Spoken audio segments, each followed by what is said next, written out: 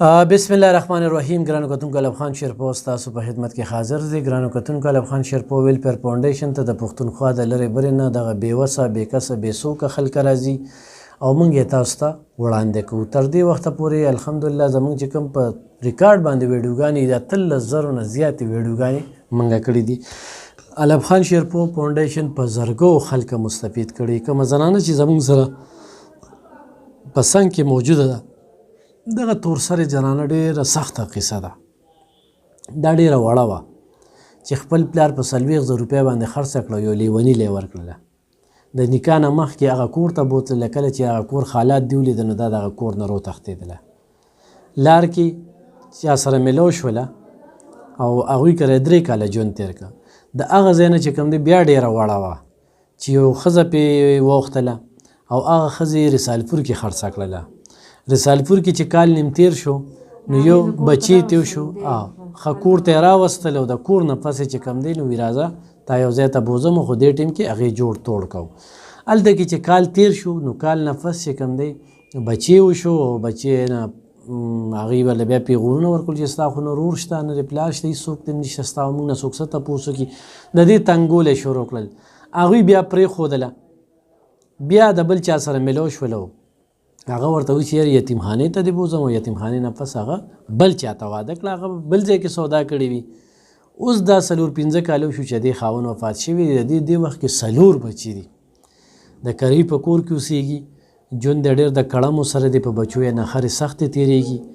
خو دغه امداد مالي مرستې سره سره امداد د خپلو وروڼو سره خویندو سره پلار سره ملاوېدل غواړي. دا وایي چې زما د مور نه 2 خپې کټ شوي دي. نو ډېر عجیبه شانتې قصه ده. ډېرې قصې مورې دی. ډېر خلک رالل. د دې دا قصه دا پکې یو ډېره بل شانتې ده. څونه عمر کې وې چې ته د کور نه روتښتېدې؟ زه چې داسې وړه وم لکه پیده منه ایله داسې پېغلتوب ته ورسېدم او زه پلار مې زه ورکړم. نو اوس چې زه سوچ کوم نو زه وایم چې دا په څه غلط کار ما سره وشو. نو اوس دونه مشکلاتو سره موږ مخ یو چې سم ډېر زیات ستومان یې اوس ستومان یم. اوس مې وروڼه خویندې یادېږي. اوس نو د شپې خوب شته نم دروازې هغې مې یادېږي. او خرچې اخراجات نو خرچې خو وروڼه به رالې نور کله راکوله. نو اوس د هغې خپلې مسلې دي. زه هغې نه ګیله نه کوم. هغې خپلې مسلې دي. هر خاوند خپل مې 3,000 روپۍ راله راکوي. الله دې خو کړي. دا اوس چې کومو خلکو سره واده کړی و هغه خاوند یې هم ښه خیال ساته بیا او لیوریانو یې هم ښه خیال ساته. خو هغوی خپله غریبانان دي. نو لکه د دې 4 بچي دي. یو بچی په 3,000 روپۍ میاشت باندې کار کوي او هغه ستاسو ګټه وټه ده که نه؟ 3,000 روپۍ ولا کور ورکوي د میاشتې. نو په هغې باندې څه کېږي زمونږ لکه اوس د وړو بوجه کوم ځای ته ورسېده. داسې واړه خو م سرکاري سکول کې اچولي دي. 3 بچي مې سکولونه وي. دغه یو سکول نه وي خو ماشوم دی. تا ته څنګه پته لګي چې ستا د خاوند لیونی دی؟ لکه ما ته پته ولګي که نه ما په خپلو سترګو ولید. دا زموږ نه پټ کړی و که نه. ما پلار ساده و لکه زما د پلار نه هغه پټ کړی و. نو بس بیا ما ته پته ولګي وایم دی خو رښتیا لیونی. زه ته یې خپلې یارې زه رالم. لکه زه پلار کره تلم خلکو سره میلو شوې. نو دا خو زه روان وم. بس بیا پیاده روان وم. بس هلته باجوړ ښار خو به تاسو لیدلی که نه. هغه ښار کې خانان دي. بس د هغې لکه د خانانو لور یې غټه کړې وه. نو بس هغې راته وي هغه ښځې راته وي راځه وي زما لور کره مې بوځم. چې هلته یې بوتلم نو هغه غټ خانان. بس هغې کره مې بیا 100 کاله تېر کړه. 2-3 کاله به مې تېر کړی. نو بس د هغې نه بیا دا بس بیا هغې پېښور بل کور یې پېښور کو. نو هلته پېښور ته رالو. پېښور ما او دا جینۍ بیا د هغې د کور رالو. که هغې به هم داسې سختي کوله چې موږ بیا پرېښوده نه باره او چې چېرته به تلو دونه سختې را باندې هلته هم تېرې شوي چې هلته به نه به چېرته تلو نو بس بیا به دوی به راسره تللی او چې چېرته به هغې تله نو بیا به راته خلک کېنولي وو چې دننه بیا راته ښځې کېنولې بار بیا راته سړي کېنولي وایي چې دوی چېرته لاړې نه شي. د هغې د کور ګاونډیانو کور ته راوړېدو. بس د هغې د کوره بیا داسې رالو. د هغې پلار کور کر رالو. رسالپور کې پلار کور دی. د پلار کور کې به څونه وخت تېر کړ؟ د پلار کور کې هم داسې کال 1.5 کال به مې تېر کړی د هغې پلار کور کې. بس هغې د ورور ملګری و د هغې ترور سره یې خبره وکړه. بس هغې بیا زه مردان ته راوستم. مردان کې بیا واده کړي؟ بیا مردان د مردان بشخالن دی هغې کې زما خبره کړې بس چې زه څنګه لاړم من هر څه تیار کړي وو زه خبره هم نه وه زما د واده خبرې هلته شروع وې بس بیا یې زه هغه هلک له ورکړم. هغه سره د یو کال تېر کړ یوه بچی راته وشوه؟ داسې یو یا 2 کاله به شوي چې د هغه سره مې تېر کړم بس بیا هغې راته پیغورونه کوي ستا څوک نشته دی ته بې څوکه یې داسې وه بس هغې پرېښوده. د هغې نه پس بیا چېرته لاړې؟ د هغې نه پس بیا هلته دغه بل کور کره لاړو چا چې زه ورکړې وم چا چې زه ورکړې وم هغې کره زه بیا بوتلم بس هغې د کوره بیا زه یو دا زما خاوند او یو دغه بل نو بس دې زه مردان ته راوستم زما خاوند خو لکه دې د سړی رو دی نو مردان ته راوستم ما ته ولې ووي زه یتیمخانه کې داخل وم بس بیا هغې نه پس بیا زه دله ورکړم بیا یې ما ته وی وړوکی هلک دی چې بس بیا چې دې ما ولیدم بیا خو مې سم نه شوې نه راته د پولیس اجازت و چې زه راتلې وم او لکه ډېر زیاته د هغه عمر زیات و؟ د هغه عمر زیات و که نه د ټولو وروڼو خویندې مشر و. څو کاله دې ورسره تېر کړل؟ د هغه سره مې پنډه کې 8 کاله تېر کړل.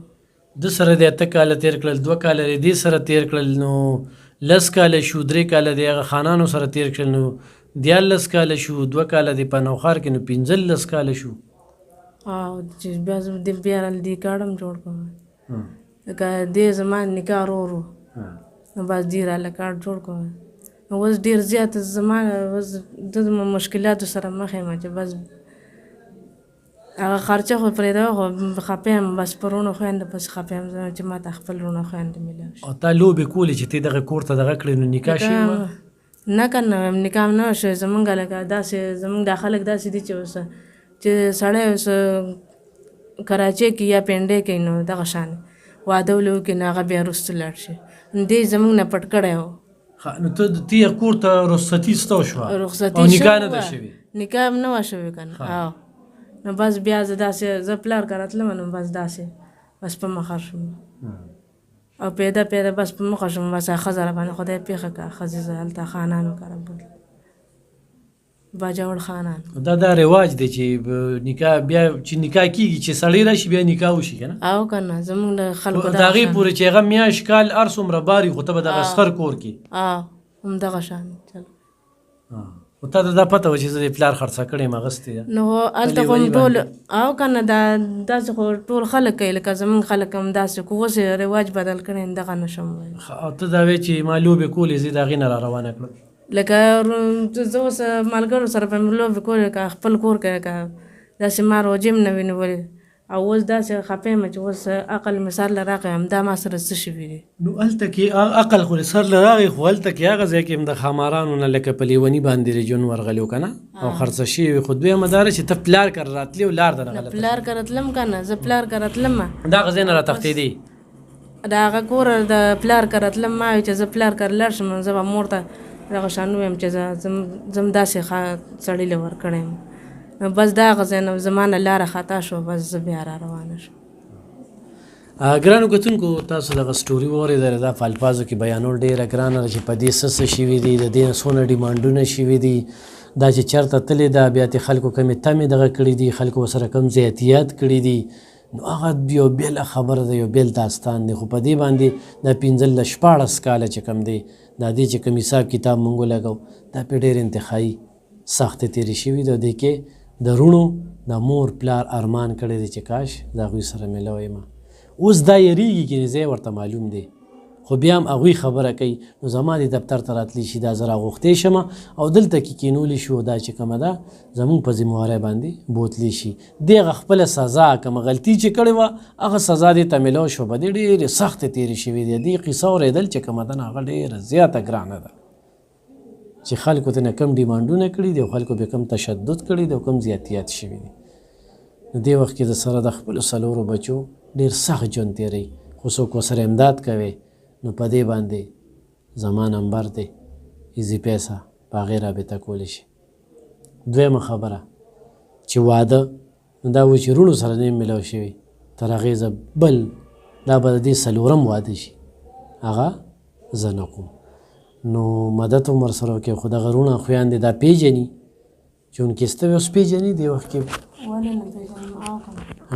دا باجوړ ښار نه دی ښار نه چې دغه ښار نه چې بل نات کلی دی کلی دی هغې نه داسې بره چې لاړ شي نو بس زمونږ کلی دی زه خپل کلی پیژنم خو صرف دغه دی چې زه یریږم زه د یرې الله دې کړي چې په دې ویډیو باندې هغوی بد ونه ګڼي یا نور خلک پې بد ونه ګڼي دا د خپل وروڼو سره لیواله ده او په دې کولو مخ باندې ده نو ایله به پېژنګلو کېږي او ورسره د غریبي مو د دې دا سخت مو دا غلطي په غلطو باندې ستوماني نو د پښتو معاشره ده موږ اکثره دې ځای کې غیرت ونیسو خو دې ځای کې غیرت نه دي نیول پکار ځکه چې هغه ځای کې غیرت ته کتل پکار دي چې لیوني لیولې ورکې او په لیوني ولې خرڅې د دې د وینا مطابق بیا د دې باندې چې کومې سختې تېرې شوي نو دا مخې ته ودرول دي دا نور راته زندګي کول غواړي ځمکې هم شته پټي هم شته د کور خدا دا پکې در په درد او در په در په دیره چې د غلطۍ په وجه باندې او دې کې موږ د دې غلطي وګڼو